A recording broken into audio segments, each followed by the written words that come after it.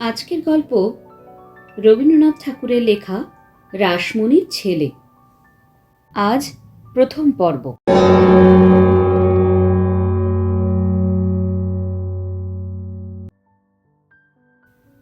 কালীপদর মা ছিলেন রাসমণি, কিন্তু তাহাকে দায় পড়িয়া বাপের পদ গ্রহণ করিতে হইয়াছিল।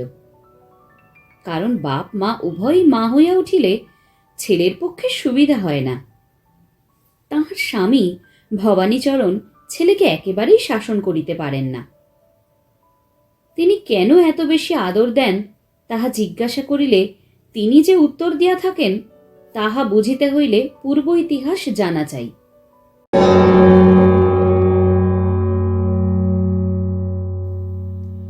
বাংলা সাহিত্যের অমূল্য সব লেখা নিয়ে নিয়মিত আপনাদের সঙ্গে থাকব আমি দেবস্মিতা, আর আপনারা শুনছেন #গল্প উইথ দেবস্মিতা। আপনি কি আজ প্রথম আমার গল্প শুনছেন? তাহলে অবশ্যই আমার চ্যানেলটিকে সাবস্ক্রাইব করুন, আর নিয়মিত গল্পের আপডেট পেতে অবশ্যই প্রেস করুন বেল আইকনটি।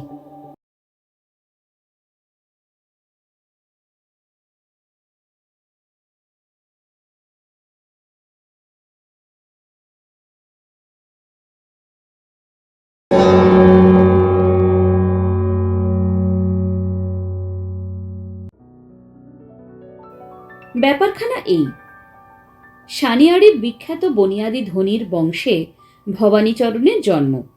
ভবানীচরণের পিতা অভয়াচরণের প্রথম পক্ষের পুত্র শ্যামাচরণ। অধিক বয়সী স্ত্রী বিয়োগের পর দ্বিতীয়বার যখন অভয়াচরণ বিবাহ করেন, তখন তাহার শ্বশুর আলন্দি তালুকটি বিশেষ করিয়া তাহার কন্যার নামে লিখাইয়া লইয়াছিলেন। জামাতার বয়স হিসাব করিয়া তিনি মনে মনে ভাবিয়াছিলেন যে কন্যার বৈধব্য যদি ঘটে, তবে খাওয়া পড়ার জন্য যেন সপত্নী পুত্রের অধীন তাহাকে না হইতে হয়। তিনি যাহা কল্পনা করিয়াছিলেন তাহার প্রথম অংশ ফলিতে বিলম্ব হইল না। তাহার দৌহিত্র ভবানীচরণের জন্মের অনতিকাল পরেই তাহার জামাতার মৃত্যু হইল। তাহার কন্যা নিজের বিশেষ সম্পত্তিটির অধিকার লাভ করিলেন ইহা সচক্ষে দেখিয়া তিনিও পরলোক যাত্রার সময় কন্যার ইহলোক সম্বন্ধে অনেকটা নিশ্চিন্ত হইয়া গেলেন। শ্যামাচরণ তখন বয়ঃপ্রাপ্ত, এমনকি তাহার বড় ছেলেটি তখনই ভবানীর চেয়ে 1 বছরের বড়। শ্যামাচরণ নিজের ছেলেদের সঙ্গে একত্রেই ভবানীকে মানুষ করিতে লাগিলেন। ভবানীচরণের মাতার সম্পত্তি হইতে কখনো তিনি নিজে 1 পয়সা লন নাই, এবং বৎসরে বৎসরে তাহার পরিষ্কার হিসাবটি তিনি বিমাতার নিকট দাখিল করিয়া তাহার রসিদ লইয়াছেন। ইহা দেখিয়া সকলেই তাহার সাধুতায় মুগ্ধ হইয়াছে। বস্তুত প্রায় সকলেই মনে করিয়াছিল এতটা সাধুতা অনাবশ্যক, এমনকি ইহা নির্বুদ্ধিতারই নামান্তর। অখণ্ড পৈতৃক সম্পত্তির একটা অংশ দ্বিতীয় পক্ষের স্ত্রীর হাতে পড়ে, ইহা গ্রামের লোকের কাহারও ভালো লাগে নাই। যদি শ্যামাচরণ ছল করিয়া এই দলিলটি কোনো কৌশলে বাতিল করিয়া দিতেন, তবে প্রতিবেশীরা তাহার পৌরুষের প্রশংসাই করিত, এবং যে উপায় তাহা সুচারুরূপে সাধিত হইতে পারে তাহার পরামর্শদাতা প্রবীণ ব্যক্তিরও অভাব ছিল না। কিন্তু শ্যামাচরণ তাহাদের চিরকালীন পারিবারিক সত্যকে অঙ্গহীন করিয়াও তাহার বিমাতার সম্পত্তিটিকে সম্পূর্ণ স্বতন্ত্র করিয়া রাখিলেন। এই কারণে এবং স্বভাবসিদ্ধ স্নেহশীলতাবশত বিমাতা ব্রজসুন্দরী শ্যামাচরণকে আপনার পুত্রের মতোই স্নেহ এবং বিশ্বাস করিতেন, এবং তাহার সম্পত্তিটিকে শ্যামাচরণ অত্যন্ত পৃথক করিয়া দেখিতেন বলিয়া তিনি অনেকবার তাহাকে ভর্ৎসনা করিয়াছেন। বলিয়াছেন, বাবা, এ তো সমস্তই তোমাদের, এ সম্পত্তি সঙ্গে লইয়া আমি তো স্বর্গে যাইব না, এ তোমাদেরই থাকিবে, আমার এত হিসাবপত্র দেখিবার দরকার কি? শ্যামাচরণ সে কথায় কর্ণপাত করিতেন না। শ্যামাচরণ নিজের ছেলেদের কঠোর শাসনে রাখিতেন, কিন্তু ভবানীচরণের পরে তাহার কোনো শাসনই ছিল না। ইহা দেখিয়া সকলেই এক বাক্যে বলিত, নিজের ছেলেদের চেয়ে ভবানীর প্রতি তাহার বেশি স্নেহ। এমনি করিয়া ভবানীর পড়াশোনা কিছুই হইল না, এবং বিষয়বুদ্ধি সম্বন্ধে চিরদিন শিশুর মতো থাকিয়া দাদার উপর সম্পূর্ণ নির্ভর করিয়া তিনি বয়স কাটাইতে লাগিলেন। বিষয়কর্মে তাহাকে কোনো দিন চিন্তা করিতে হইত না, কেবল মাঝে মাঝে এক একদিন সই করিতে হইত। কেন সই করিতেছেন তাহা বুঝিবার চেষ্টা করিতেন না, কারণ চেষ্টা করিলে কৃতকার্য হইতে পারিতেন না। এদিকে শ্যামাচরণের বড় ছেলে তারাপদ সকল কাজে পিতার সহকারী রূপে থাকিয়া কাজে কর্মে পাকা হইয়া উঠিল। শ্যামাচরণের মৃত্যু হইলে পর তারাপদ ভবানীচরণকে কহিল, খুড়ামশাই, আমাদের আর একত্র থাকা চলিবে না। কি জানি কোন দিন সামান্য কারণে মনান্তর হইতে পারে, তখন সংসার ছাড়কার হইয়া যাইবে। পৃথক হইয়া কোনো দিন নিজের বিষয় নিজেকে দেখিতে হইবে, এ কথা ভবানী স্বপ্নেও কল্পনা করেন নাই। যে সংসারে শিশুকাল হইতে তিনি মানুষ হইয়াছেন, সেটাকে তিনি সম্পূর্ণ অখণ্ড বলিয়াই জানিতেন। তাহার যে কোনো একটা জায়গায় জোর আছে এবং সেই জোরের মুখে তাহাকে দুইখানি করা যায়, সহসা সে সংবাদ পাইয়া তিনি ব্যাকুল হইয়া পড়িলেন। বংশের সম্মানহানি এবং আত্মীয়দের মনোবেদনায় তারাপদকে যখন কিছুমাত্র বিচলিত করিতে পারিল না, তখনই কেমন করিয়া বিষয় ভাগ হইতে পারে সেই অসাধ্য চিন্তায় ভবানীকে প্রবৃত্ত হইতে হইল। তারাপদ তাহার চিন্তা দেখিয়া অত্যন্ত বিস্মিত হইয়া কহিলেন, খুড়ামশাই, কাণ্ড কি? আপনি এত ভাবিতেছেন কেন? বিষয় ভাগ তো হইয়াই আছে। ঠাকুরদাদা বাঁচিয়া থাকিতেই তো ভাগ করিয়া দিয়া গেছেন। ভবানী হতবুদ্ধি হইয়া কহিলেন, সত্য নাকি? আমি তো তাহার কিছুই জানি না। তারাপদ কহিলেন, বিলক্ষণ! জানেন না তো কি, দেশ শুদ্ধ লোক জানে। পাছে আপনাদের সঙ্গে আমাদের কোনো বিপদ ঘটে, এই জন্য আলন্দি তালুক আপনাদের অংশে লিখিয়া দিয়া ঠাকুরদাদা প্রথম হইতে আপনাদিগকে পৃথক করিয়া দিয়াছেন। সেইভাবেই তো এ পর্যন্ত চলিয়া আসিতেছে। ভবানীচরণ ভাবিলেন, সকলই সম্ভব। জিজ্ঞাসা করিলেন, এই বাড়ি? তারাপদ কহিলেন, ইচ্ছা করেন তো বাড়ি আপনারাই রাখিতে পারেন। সদর মহকুমায় যে কুঠি আছে, সেইটে পাইলেই আমাদের কোনো রকমে চলিয়া যাইবে। তারাপদ এত অনায়াসে পৈতৃক বাড়ি ছাড়িতে প্রস্তুত হইলেন দেখিয়া তাহার ঔদার্যে তিনি বিস্মিত হইয়া গেলেন। তাহাদের সদর মহকুমার বাড়ি তিনি কোনোদিন দেখেন নাই এবং তাহার প্রতি তাহার কিছুমাত্র মমতা ছিল না। ভবানী যখন তাহার মাতা ব্রজসুন্দরীকে সকল বৃত্তান্ত জানাইলেন, তিনি কপালে করাঘাত করিয়া বলিলেন, ও মা, সে কি কথা! আলন্দি তালুক তো আমার কোরপোষের জন্য আমি শ্রীধন রূপে পাইয়াছিলাম। তাহার আয়ও তো তেমন বেশি নয়। পৈতৃক সম্পত্তিতে তোমার যে অংশ, সে তুমি পাইবে না কেন? ভবানী কহিলেন, তারাপদ বলে পিতা আমাদিগকে ওই তালুক ছাড়া আর কিছু দেন নাই। ব্রজসুন্দরী কহিলেন, সে কথা বলিলে আমি শুনিব কেন? কর্তা নিজের হাতে তাহার উইল 2 প্রস্ত লিখিয়াছিলেন। 1 প্রস্ত আমার কাছে রাখিয়াছেন, সে আমার সিন্ধুকেই আছে। সিন্ধুক খোলা হইল, সেখানে আলন্দি তালুকের দানপত্র আছে, কিন্তু উইল নাই। উইল চুরি গিয়াছে। পরামর্শদাতাকে ডাকা হইল। লোকটি তাহাদের গুরু ঠাকুরের ছেলে, নাম বগলাচরণ। সকলেই বলে তাহার ভারী বুদ্ধি পাকা। তাহার বাপ গ্রামের মন্ত্রদাতা, আর ছেলেটি মন্ত্রণাদাতা। পিতা পুত্রে গ্রামের পরকাল ইহকাল ভাগাভাগি করিয়া লইয়াছে। অন্যের পক্ষে তাহার ফলাফল যেমনই হোক, তাহাদের নিজেদের পক্ষে কোনো অসুবিধা ঘটে নাই। বগলাচরণ কহিল, উইল নাই পাওয়া গেল, পিতার সম্পত্তিতে 2 ভাইয়ের তো সমান অংশ থাকিবেই।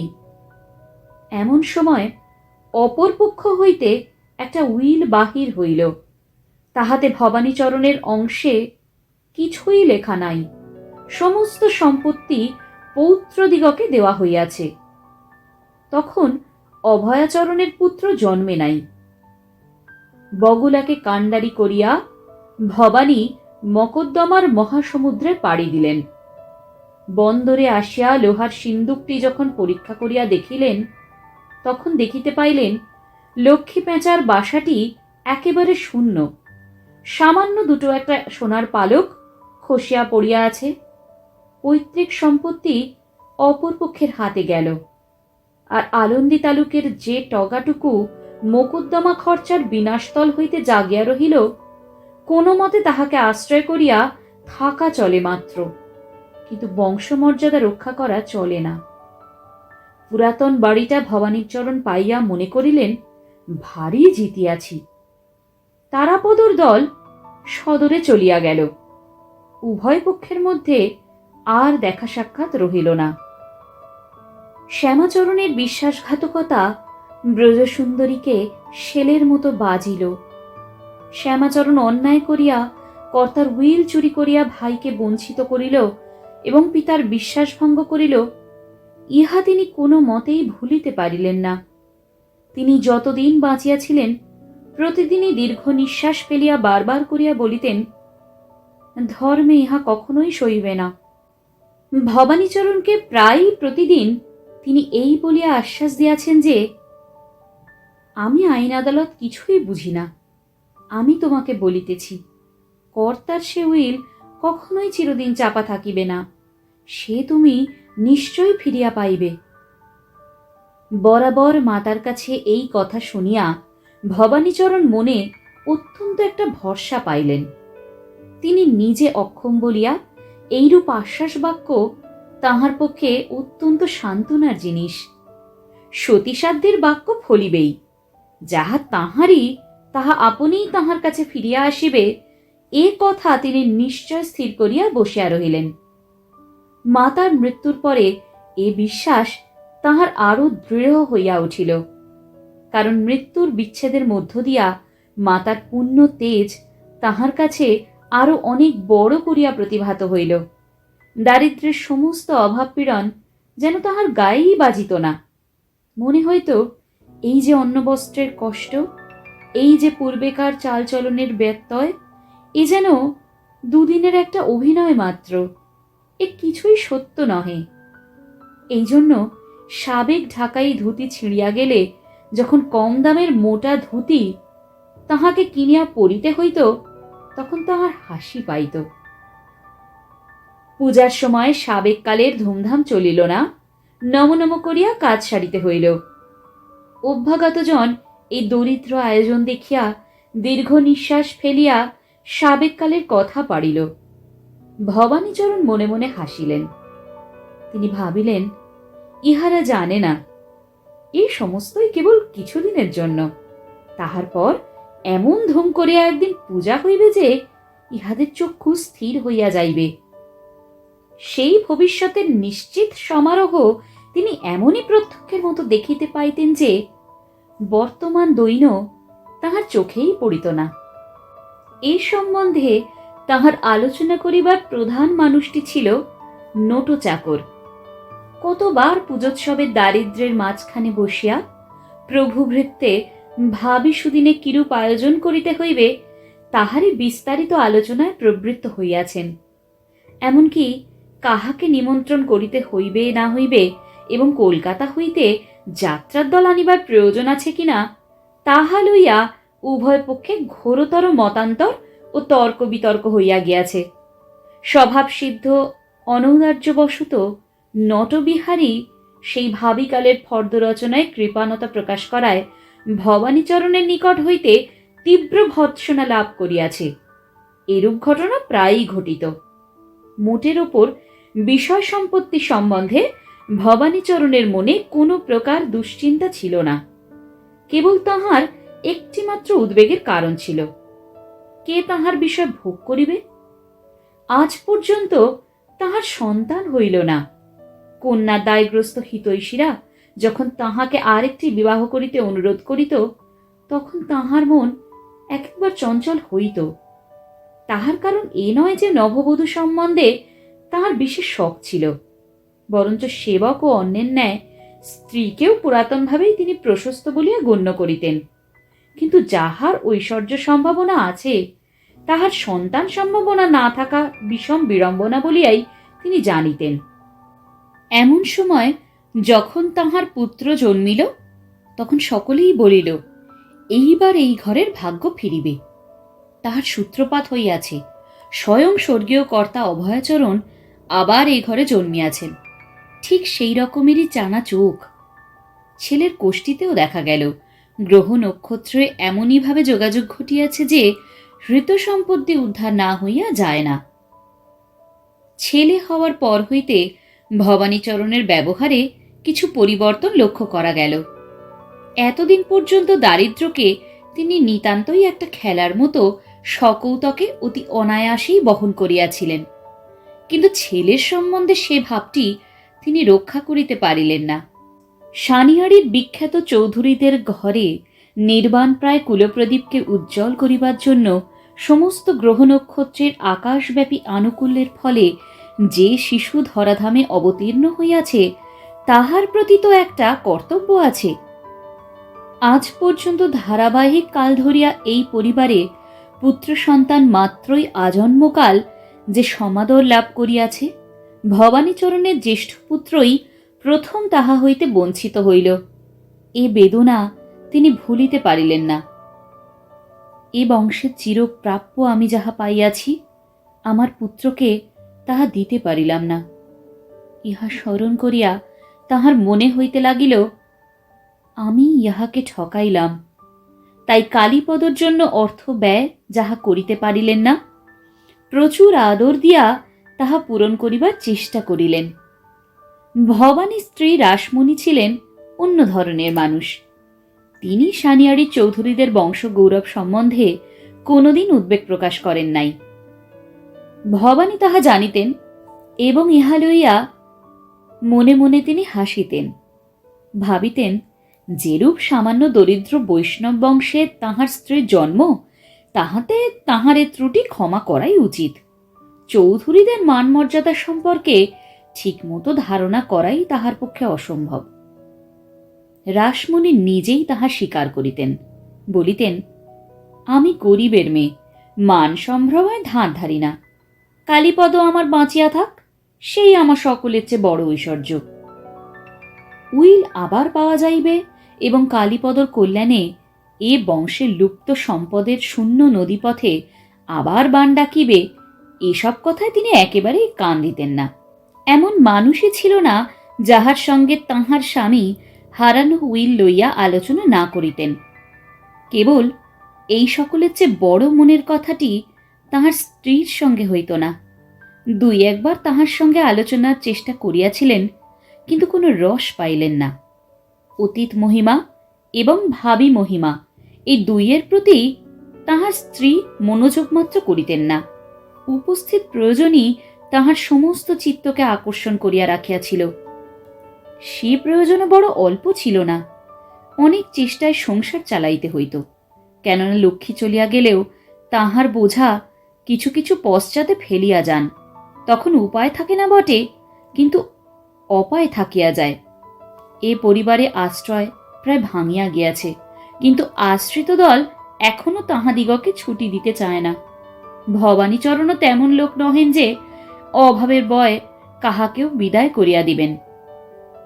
এই ভারগ্রস্ত ভাঙা সংসারটিকে চালাইবার ভার রাসমণির উপর।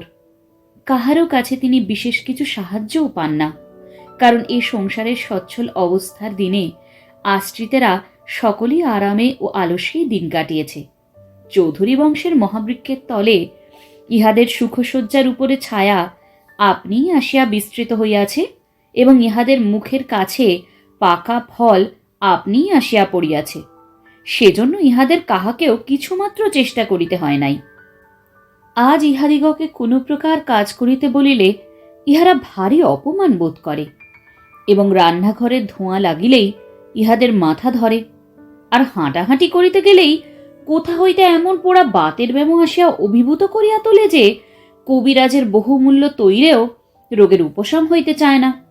তাছাড়া ভবানীচরণ বলিয়া থাকেন, আশ্রয়ের পরিবর্তে যদি আশ্রিতের কাজ হইতে কাজ আদায় করা হয়, তবে সে তো চাকরি করাইয়া লওয়া, তাহাতে আশ্রয়দানের মূল্যই চলিয়া যায়। চৌধুরীদের ঘরে এমন নিয়ম নাই। অতএব সমস্ত দায় রাসমণির উপর। দিবারাত্র নানান কৌশলে ও পরিশ্রমে এই পরিবারের সমস্ত অভাব তাহাকে গোপনে মিটাইয়া চলিতে হয়। এমন করিয়া দিনরাত্রি দৈন্যের সঙ্গে সংগ্রাম করিয়া, টানাটানি করিয়া, দরদস্তুর করিয়া চলিতে থাকিলে মানুষকে বড় কঠিন করিয়া তোলে। তাহার কমনীয়তা চলিয়া যায়। যাহাদের জন্য সে পদে পদে খাটিয়া মরে, তাহারাই তাহাকে সহ্য করিতে পারে না। রাসমণি যে কেবল পাকশালায় অন্ন পাক করেন তাহা নহে, অন্নের সংস্থান ভারও অনেকটা তাহার ওপর।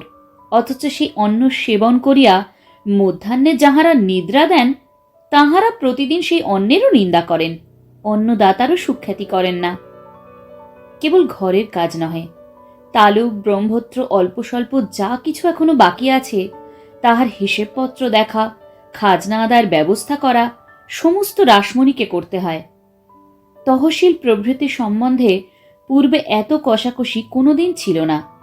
ভবানীচরণের টাকা অভিমন্যুর ঠিক উল্টা, সে বাহির হইতেই জানে, প্রবেশ করিবার বিদ্যা তাহার জানা নাই। কোনোদিন টাকার জন্য কাহাকেও তাগিদা করিতে তিনি একেবারেই অক্ষম। রাসমণি নিজের প্রাপ্য সম্বন্ধে কাহাকেও সিকি পয়সা রেয়াত করেন না। ইহাতে প্রজারা তাহাকে নিন্দা করে, গোমস্তাগুলো পর্যন্ত তাহার সতর্কতার জ্বালায় অস্থির হইয়া তাহার বংশোচিত ক্ষুদ্রাশয়তার কথা উল্লেখ করিয়া তাহাকে গালি দিতে ছাড়ে না। এমনকি তাহার স্বামীও তাহার কৃপণতা ও তাহার কর্কশতাকে তাহাদের বিশ্ববিখ্যাত পরিবারের পক্ষে মানহানিজনক বলিয়া কখনো কখনো মৃদুস্বরে আপত্তি করিয়া থাকেন। এ সমস্ত নিন্দা ও ভর্ৎসনা তিনি সম্পূর্ণ উপেক্ষা করিয়া নিজের নিয়মে কাজ করিয়া চলেন। দোষ সমস্তই নিজের ঘাড়ে লন। তিনি গরিবের ঘরের মেয়ে, তিনি বড় মানুষিয়ানার কিছুই বোঝেন না, এ কথা বারবার স্বীকার করিয়া ঘরে বাহিরে সকল লোকের কাছে অপ্রিয় হইয়া আঁচলের প্রান্তটা কষিয়া কোমরে জড়াইয়া ঝড়ের বেগে কাজ করিতে থাকেন। কেহ তাহাকে বাধা দিতে সাহস করে না। স্বামীকে কোনোদিন তিনি কোনো কাজে ডাকা দূরে থাক, তাহার মনে মনে এই ভয় সর্বদা ছিল, পাছে ভবানীচরণ সহসা কর্তৃত্ব করিয়া কোনো কাজে হস্তক্ষেপ করিয়া বসেন। তোমাকে কিছুই ভাবিতে হইবে না, এসব কিছুতে তোমার থাকার প্রয়োজন নাই, এই বলিয়া সকল বিষয়ই স্বামীকে নিরুদ্যম করিয়া রাখাই তাহার একটা প্রধান চেষ্টা ছিল। স্বামীরও আজন্মকাল সেটা সুন্দরভাবে অভ্যস্ত থাকাতে সে বিষয়ে স্ত্রীকে অধিক দুঃখ পাইতে হয় নাই। রাসমণির অনেক বয়স পর্যন্ত সন্তান হয় নাই। এই তাহার অকর্মণ্য সরল প্রকৃতি পরমুখাপেক্ষী স্বামীটিকে লইয়া তাহার পত্নীপ্রেম ও মাতৃস্নেহ দুই মিটিয়াছিল। ভবানীকে তিনি বয়ঃপ্রাপ্ত বালক বলিয়াই দেখিতেন। কাজে শাশুড়ির মৃত্যুর পর হইতে বাড়ির কর্তা এবং গৃহিণী উভয়েরই কাজ তাহাকে একলাই সম্পন্ন করিতে হইত। গুরু ঠাকুরের ছেলে এবং অন্যান্য বিপদ হইতে স্বামীকে রক্ষা করিবার জন্য তিনি এমন কঠোরভাবে চলিতেন যে তাহার স্বামীর সঙ্গীরা তাহাকে ভারী ভয় করিত। প্রখরতা গোপন করিয়া রাখিবেন, স্পষ্ট কথাগুলোর ধারটুকু একটু নরম করিয়া দিবেন এবং পুরুষমণ্ডলীর সঙ্গে যথোচিত সংকোচ রক্ষা করিয়া চলিবেন, সেই নারী জনচিত সুযোগ তাহার ঘটিল না। এ পর্যন্ত ভবানীচরণ তাহার বাধ্যভাবেই চলিতেছিলেন, কিন্তু কালীপদর সম্বন্ধে রাসমণিকে মানিয়া চলা তাহার পক্ষে কঠিন হইয়া উঠিল। তাহার কারণ এই, রাসমণি ভবানীর পুত্রটিকে ভবানীচরণের নজরে দেখিতেন না। তাহার স্বামীর সম্বন্ধে তিনি ভাবিতেন, বেচারা করিবে কি, উহার দোষ কি, ও বড় মানুষের ঘরে জন্মিয়াছে, ওর তো উপায় নাই। এই জন্য তাহার স্বামী যে কোনরূপ কষ্ট স্বীকার করিবেন ইহা তিনি আশাই করিতে পারিতেন না। তাই সহস্র অভাব সত্ত্বেও প্রাণপণ শক্তিতে তিনি স্বামীর সমস্ত অভ্যস্ত প্রয়োজন যথাসম্ভব যোগাইয়া দিতেন। তাহার ঘরে বাহিরে লোকের সম্বন্ধে হিসাব খুবই কষা ছিল, কিন্তু ভবানীচরণের আহারে ব্যবহারে পারতপক্ষে সাবেক নিয়মের কিছুমাত্র বত্তায় হইতে পারিত না। নিতান্ত টানাটানি দিনে যদি কোনো বিষয় কিছু ত্রুটি ঘটিত, তবে সেটা যে অভাববশত ঘটিয়াছে এই কথা তিনি কোনো মতেই স্বামীকে জানিতে দিতেন না। হয়তো বলিতেন, ওই রে হতবাগা কুকুর খাবারে মুখ দিয়া সমস্ত নষ্ট করিয়া দিয়াছে বলিয়া নিজের কল্পিত অসতর্কতাকে ধিক্কার দিতেন। নয়তো লক্ষ্মী ছাড়া নোটোর দোষেই নতুন কেনা কাপড়টা খোয়া গিয়াছে বলিয়া তাহার বুদ্ধির প্রতি প্রচুর অশ্রদ্ধা প্রকাশ করিতেন। ভবানীচরণ তখন তাহার প্রিয় ভৃত্যটির পক্ষাবলম্বন করিয়া গৃহিণীর ক্রোধ হইতে তাহাকে বাঁচাইবার জন্য ব্যস্ত হইয়া উঠিতেন। এমনকি কখনো এমনও ঘটিয়াছে যে কাপড় গৃহিণী কেনেন নাই এবং ভবানীচরণ চক্ষেও দেখেন নাই, এবং যে কাল্পনিক কাপড়খানা হারাইয়া ফেলিয়াছে বলিয়া নটবিহারী অভিযুক্ত, ভবানীচরণ অম্লান মুখে স্বীকার করিয়াছেন যে সেই কাপড় নোটো তাহাকে কোঁচাইয়া দিয়াছে, তিনি তাহা পরিয়াছেন, এবং তাহার পর কি হইল সেটা হঠাৎ তাহার কল্পনা শক্তিতে যোগাইয়া উঠে নাই। রাসমণি নিজেই সেটুকু পূরণ করিয়া বলিয়াছেন, নিশ্চয় তুমি তোমার বাহিরের বৈঠকখানার ঘরে ছাড়িয়া রাখিয়াছিলে, সেখানে যে খুশি আসে যায়, কে চুরি করিয়া লইয়াছে। ভবানীচরণের সম্বন্ধে এইরূপ ব্যবস্থা, কিন্তু নিজের ছেলেকে তিনি কোনো অংশেই স্বামীর সমকক্ষ বলিয়া গণ্য করিতেন না। সে তো তাহারই গর্ভের সন্তান, তাহার আবার কিসের বাবু আনা?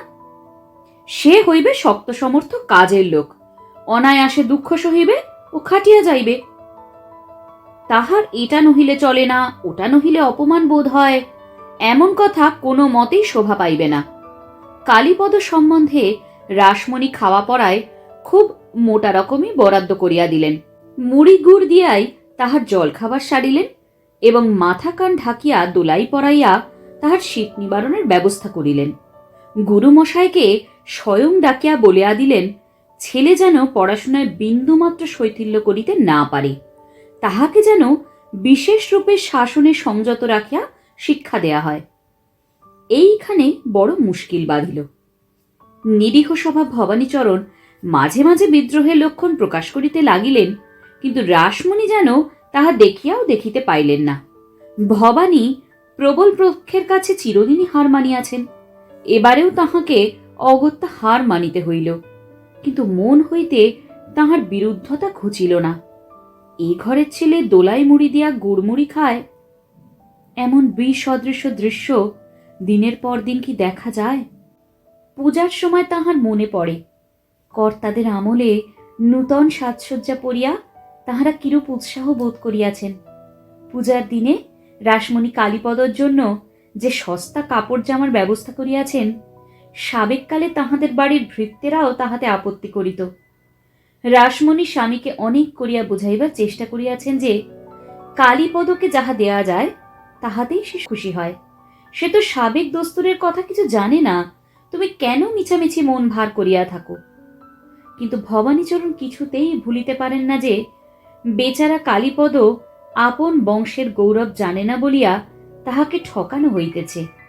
বস্তুত সামান্য উপহার পাইয়া সে যখন গর্বে ও আনন্দে নৃত্য করিতে করিতে তাহাকে ছুটিয়া দেখাইতে আসে, তখন তাহাতেই ভবানীচরণকে যেন আরো আঘাত করিতে থাকে। তিনি কিছুতেই সে দেখিতে পারেন না, তাহাকে মুখ ফিরাইয়া চলিয়া যাইতে হয়। ভবানীচরণের মোকদ্দমা চালাইবার পর হইতে তাহাদের গুরু ঠাকুরের ঘরে বেশ কিঞ্চিৎ অর্থ সমাগম হইয়াছে। তাহাতেই সন্তুষ্ট না থাকিয়া গুরুপুত্রটি প্রতি বৎসর পুজোর কিছু পূর্বে কলিকাতা হইতে নানা প্রকার চোখ ভোলানো সস্তা শৌখিন জিনিস আনাইয়া কয়েক মাসের জন্য ব্যবসা চালাইয়া থাকেন। অদৃশ্য কালি, ছিপ ছড়ি ছাতার একত্র সমবায়, ছবি আঁকা চিঠির কাগজ, নিলামে কেনা নানা রঙের পচা রেশম ও সাটিনের থান, কবিতা লেখা পাড়ওয়ালা শাড়ি প্রভৃতি লইয়া তিনি গ্রামের নরনারীর মন উতলা করিয়া দেন। কলিকাতার বাবুমহলে আজকাল এই সমস্ত উপকরণ না হইলে ভদ্রতা রক্ষা হয় না শুনিয়া গ্রামের উচ্চভিলাষী ব্যক্তিমাত্রই আপনার গ্রাম্যতা ঘুচাইবার জন্য সাধ্যাতিরিক্ত ব্যয় করিতে ছাড়েন না। একবার বগলাচরণ একটা অত্যাশ্চর্য মেমের মূর্তি আনিয়াছিলেন। তার কোন এক জায়গায় দম দিলে মেম চৌকি ছেড়ে দাঁড়াইয়া উঠিয়া প্রবল বেগে নিজেকে পাখা করিতে থাকে। এই বিজন পরায়ণ গ্রীষ্মকাতর মেম মূর্তিটির প্রতি কালীপদর অত্যন্ত লোভ জন্মিল। কালীপদ তাহার মাকে বেশ চেনে, এর জন্য মার কাছে কিছু না বলিয়া ভবানীচরণের কাছে করুণ কণ্ঠে আবেদন উপস্থিত করিল। ভবানীচরণ তখনই উদারভাবে তাহাকে আশ্বস্ত করিলেন, কিন্তু তাহার দাম শুনিয়া তাহার মুখ শুকাইয়া গেল। টাকা কড়ি আদায়ও করেন রাসমণি, তহবিলও তাহার কাছে, খরচও তাহার হাত দিয়াই হয়। ভবানীচরণ ভিখারির মতো তাহার অন্নপূর্ণার দ্বারে গিয়া উপস্থিত হইলেন। প্রথমে বিস্তর অপ্রাসঙ্গিক কথা আলোচনা করিয়া অবশেষে একসময় ধাঁ করিয়া আপনার মনের ইচ্ছাটা বলিয়া ফেলিলেন। রাসমণি অত্যন্ত সংক্ষেপে বলিলেন, পাগল হইয়াছ? ভবানীচরণ চুপ করিয়া খানিকক্ষণ ভাবিতে লাগিলেন। তারপরে হঠাৎ বলিয়া উঠিলেন, আচ্ছা দেখো, ভাতের সঙ্গে তুমি যে রোজ আমাকে ঘি আর পায়স দাও, সেটার তো প্রয়োজন নাই। রাসমণি বলিলেন, প্রয়োজন নাই তো কি? ভবানীচরণ কহিলেন, কবিরাজ বলে উহাতে পিত্ত বৃদ্ধি হয়। রাসমণি তীক্ষ্ণভাবে মাথা নাড়িয়া কহিলেন, তোমার কবিরাজ তো সব জানে। ভবানীচরণ কহিলেন, আমি তো বলি রাত্রে আমার লুচি বন্ধ করিয়া ভাতের ব্যবস্থা করিয়া দিলে ভালো হয়, উহাতে পেট ভার করে। রাসমণি কহিলেন, পেট ভার করিয়া আজ পর্যন্ত তোমার তো কোনো অনিষ্ট হইতে দেখিলাম না। জন্মকাল হইতে লুচি খাইয়া তো তুমি মানুষ। ভবানীচরণ সর্বপ্রকার ত্যাগ স্বীকার করিতেই প্রস্তুত, কিন্তু সেদিকে ভারী কড়াক্কড়। ঘিয়ের দর বাড়িতেছে, তবু লুচির সংখ্যা ঠিক সমানই আছে। মধ্যাহ্ন ভোজনে পায়সটা যখন আছেই, তখন দইটা না দিলে কোনো ক্ষতিই হয় না। কিন্তু বাহুল্য হইলেও এ বাড়িতে বাবুরা বরাবর দই পায়স খাইয়া আসিয়াছেন।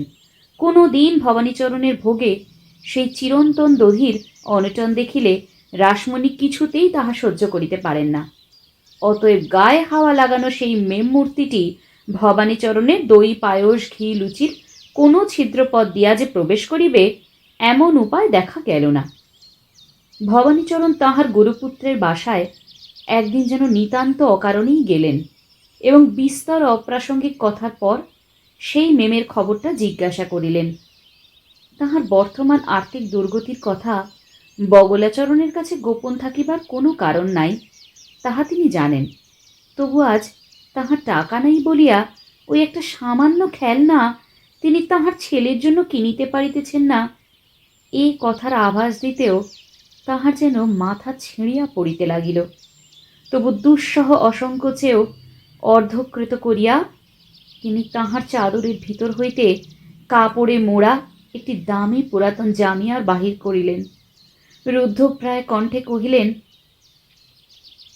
সময়টা কিছু খারাপ পড়িয়াছে, নগদ টাকা হাতে বেশি নাই, তাই মনে করিয়াছি এই জামিয়ারটি তোমার কাছে বন্ধক রাখিয়া সে পুতুলটা কালীপদর জন্য লইয়া যাইব।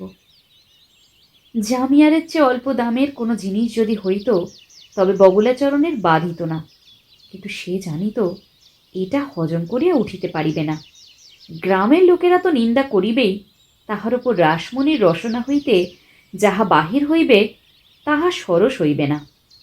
জামিয়ারটাকে পুনরায় চাদরের মধ্যে গোপন করিয়া হতাশ হইয়া ভবানীচরণকে ফিরিতে হইল। কালীপদ পিতাকে রোজ জিজ্ঞাসা করে, বাবা, আমার সেই মেমের কি হইল? ভবানীচরণ রোজই হাসি মুখে বলেন, রোষ এখনই কি, সপ্তমী পুজোর দিন আগে আসুক। প্রতিদিনই মুখে হাসি টানিয়া আনা দুঃসাধ্যতর হইতে লাগিল। আজ চতুর্থী। ভবানীচরণ অসময়ে অন্তঃপুরে কি একটা ছুতা করিয়া গেলেন। যেন হঠাৎ কথা প্রসঙ্গে রাসমণিকে বলিয়া উঠিলেন, দেখো, আমি কয়েকদিন হইতে লক্ষ্য করিয়া দেখিয়াছি, কালীপদর শরীরটা যেন দিনে দিনে খারাপ হইয়া যাইতেছে। রাসমণি কহিলেন, বালাই, খারাপ হইতে যাবে কেন? ওর তো আমি কোনো অসুখ দেখি না। ভবানীচরণ কহিলেন, দেখো নাই, ও চুপ করিয়া বসিয়া থাকে, কি যেন ভাবে। রাসমণি কহিলেন, ও একদণ্ড চুপ করিয়া বসিয়া থাকিলে আমি তো বাঁচিতাম।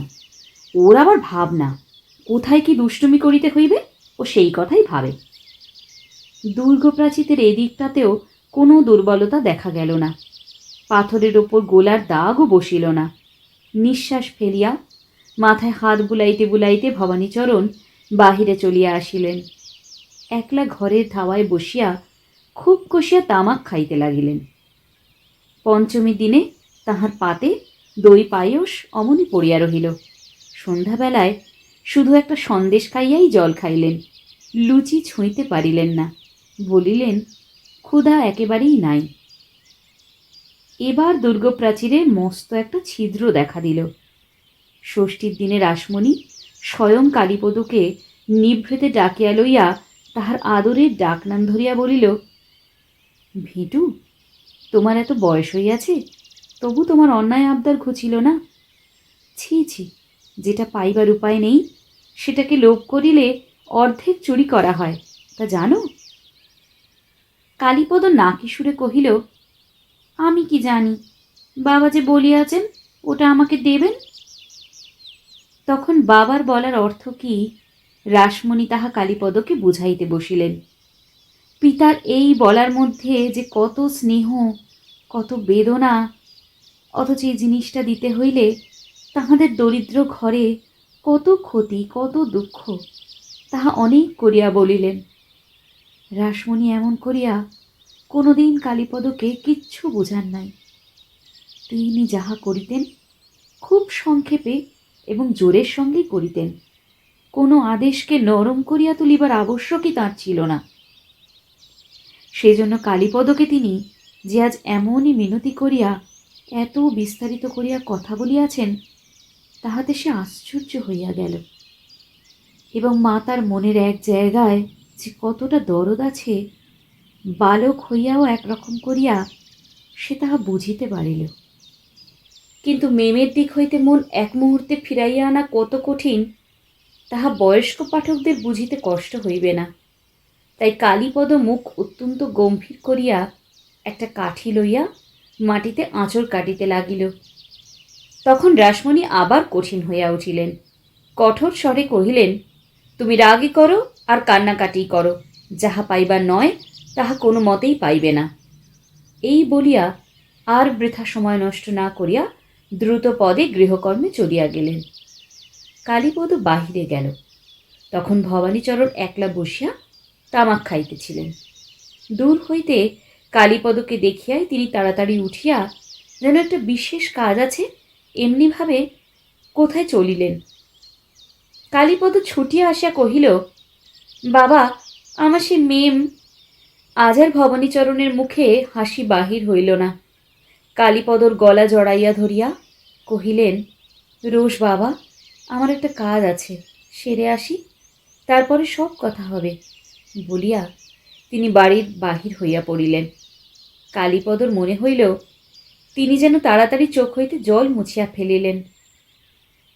তখন পাড়ার এক বাড়িতে পরীক্ষা করিয়া উৎসবের বাঁশির বায়না করা হইতেছিল। সেই রোশন চৌকিতে সকালবেলাকার করুণ সুরে শরতের নবীন রৌদ্র যেন প্রচ্ছন্ন অশ্রুভরে ব্যথিত হইয়া উঠিতেছিল। কালীপদ তাহাদের বাড়ির দরজার কাছে দাঁড়াইয়া চুপ করিয়া পথের দিকে চাহিয়া রহিল। তাহার পিতা যে কোনো কাজেই কোথাও যাইতেছেন না, তাহা তাহার গতি দেখিয়াই বোঝা যায়।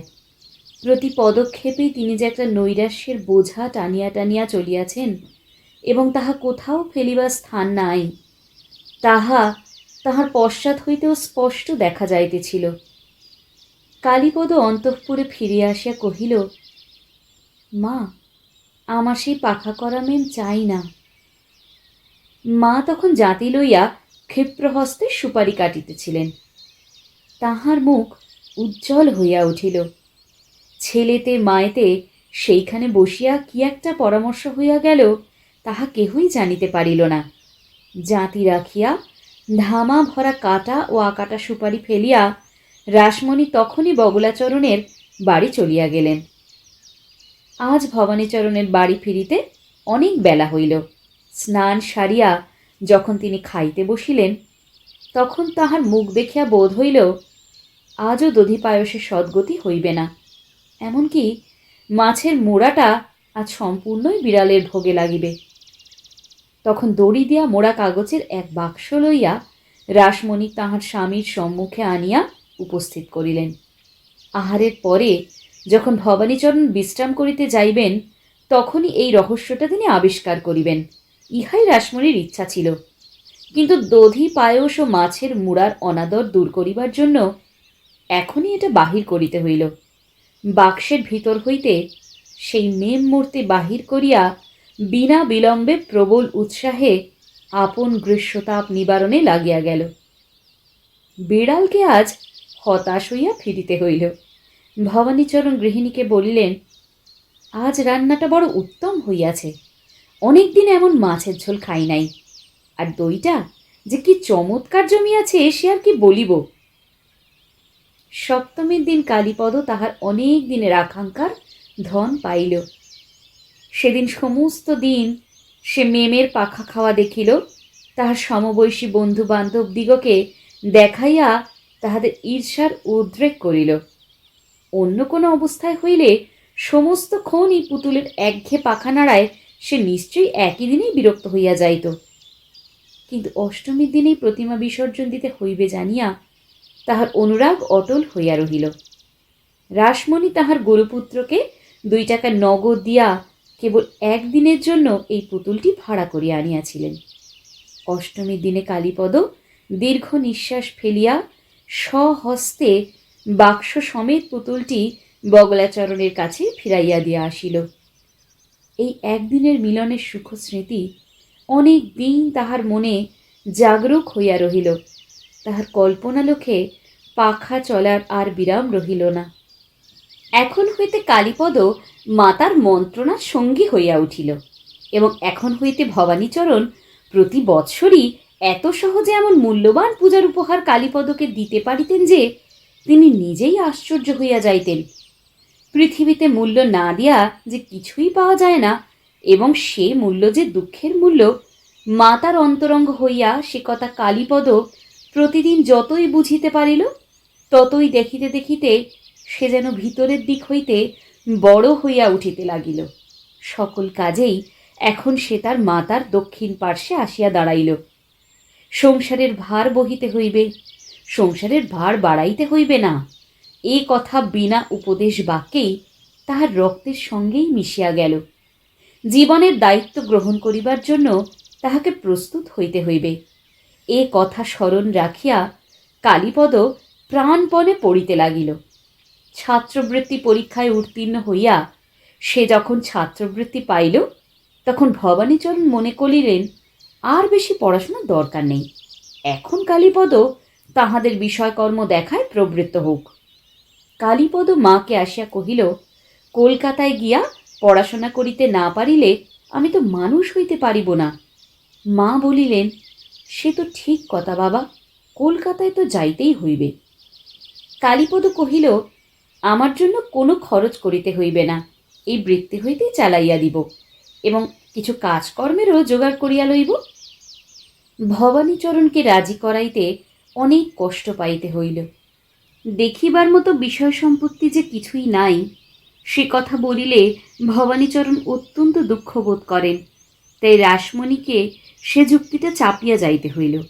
তিনি বলিলেন, কালীপদকে তো মানুষ হইতে হইবে, কিন্তু পুরুষানুক্রমে কোনোদিন সানিয়াড়ির বাইরে না গিয়াই তো চৌধুরীরা এতকাল মানুষ হইয়াছে। বিদেশকে তাহারা জমপুরীর মতো ভয় করেন। কালীপদর মতো বালককে একলা কলিকাতায় পাঠাইবার প্রস্তাব মাত্র কি করিয়া কাহারও মাথায় আসিতে পারে তিনি ভাবিয়া পাইলেন না। অবশেষে গ্রামের সর্বপ্রধান বুদ্ধিমান ব্যক্তি বগলাচরণ পর্যন্ত রাসমণির মতে মত দিল। সে বলিল, কালীপদ একদিন উকিল হইয়া সে উইল চুরি ফাঁকির শোধ দিবে, নিশ্চয় এ তাহার ভাগ্যের লিখন, অতএব কলকাতায় যাওয়া হইতে কেহই তাহাকে নিবারণ করিতে পারিবে না। এই কথা শুনিয়া ভবানীচরণ অনেকটা সান্ত্বনা পাইলেন। গামছায় বাঁধা পুরনো সমস্ত নথি বাহির করিয়া উইল চুরি লইয়া কালীপদর সঙ্গে বারবার আলোচনা করিতে লাগিলেন। সম্প্রতি মাতার মন্ত্রীর কাজটা কালীপদ বেশ বিচক্ষণতার সঙ্গেই চালাইতেছিল, কিন্তু পিতার মন্ত্রণা সভায় সে জোর পাইল না, কেননা তাহাদের পরিবারের এই প্রাচীন অন্যায়টা সম্বন্ধে তাহার মনে যথেষ্ট উত্তেজনা ছিল না। তবু সে পিতার কথায় সায় দিয়া গেল। সীতাকে উদ্ধার করিবার জন্য বীরশ্রেষ্ঠ রাম যেমন লঙ্কায় যাত্রা করিয়াছিলেন, কালীপদর কলিকাতার যাত্রাকেও ভবানীচরণের তেমনি খুব বড় করিয়া মনে হইল। সে কেবল সামান্য পাশ করার ব্যাপার নয়, ঘরের লক্ষ্মীকে ঘরে ফিরাইয়া আনিবার আয়োজন। কলকাতায় যাইবার আগের দিন রাসমণি কালীপদর গলায় একটি রক্ষা কবচ ঝুলাইয়া রাখিলেন, এবং তাহার হাতে একটি 50 টাকার নোট দিয়া বলিয়া দিলেন, এই নোটটি রাখিও, আপদে বিপদে প্রয়োজনের সময় কাজে লাগিবে। সংসার খরচ হইতে অনেক কষ্টে জমানো এই নোটটিকেই কালীপদ যথার্থ পবিত্র কবচের ন্যায় জ্ঞান করিয়া গ্রহণ করিল। এই নোটটিকে মাতার আশীর্বাদের মতো সে চিরদিন রক্ষা করিবে, কোনোদিন খরচা করিবে না, এই সে মনে মনে সংকল্প করিল। ভবানীচরণের মুখে উইল চুরির কথাটা এখন আর তেমন শোনা যায় না। এখন তাহার একমাত্র আলোচনার বিষয় কালীপদ। তাহারই কথা বলিবার জন্য তিনি এখন সমস্ত পাড়া ঘুরিয়া বেড়ান। তাহা চিঠি পাইলে ঘরে ঘরে তাহা পড়িয়া শুনাইবার উপলক্ষে নাক হইতে চশমা আর নামিতে চায় না। কোনোদিন এবং কোনো পুরুষে কলকাতায় যান নাই বলিয়াই কলকাতার গৌরববোধে তাহার কল্পনা অত্যন্ত উত্তেজিত হইয়া উঠিল। আমাদের কালীপদ কলিকাতায় পড়ে এবং কলিকাতার কোনো সংবাদই তাহার অগোচর নাই।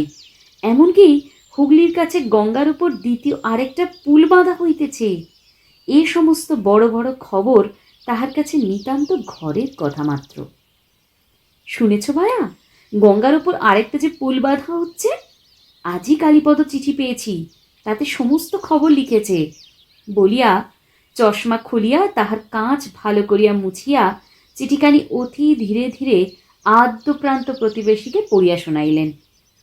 দেখেছ ভায়া, কালে কালে কতই কি যে হবে তার ঠিকানা নাই। শেষকালে ধুলো পায়ে গঙ্গার উপর দিয়া শেয়াল কুকুরগুলোও পার হইয়া যাইবে। কলিতেও এও ঘটল হে। গঙ্গার এইরূপ মাহাত্ম খর্ব নিঃসন্দেহী শোচনীয় ব্যাপার, কিন্তু কালীপদ যে কলিকালের এত বড় একটা জয়বার্তা তাহাকে লিপিবদ্ধ করিয়া পাঠাইয়াছে এবং গ্রামের নিতান্ত অজ্ঞ লোকেরা এই খবরটা তাহারই কল্যাণে জানিতে পারিয়াছে, সেই আনন্দে তিনি বর্তমান যুগে জীবের অসীম দুর্গতির দুশ্চিন্তাও অনায়াসে ভুলিতে পারিলেন। যাহা দেখা পাইলেন তাহারই কাছে মাথা নাড়িয়া কহিলেন, আমি বলে দিচ্ছি, গঙ্গার বেশি দিন নাই। মনে মনেই আশা করিয়া রহিলেন, গঙ্গা যখনই যাইবার উপক্রম করিবেন তখনই সেই খবরটা সর্বপ্রথমে কালীপদর চিঠি হইতেই পাওয়া যাইবে।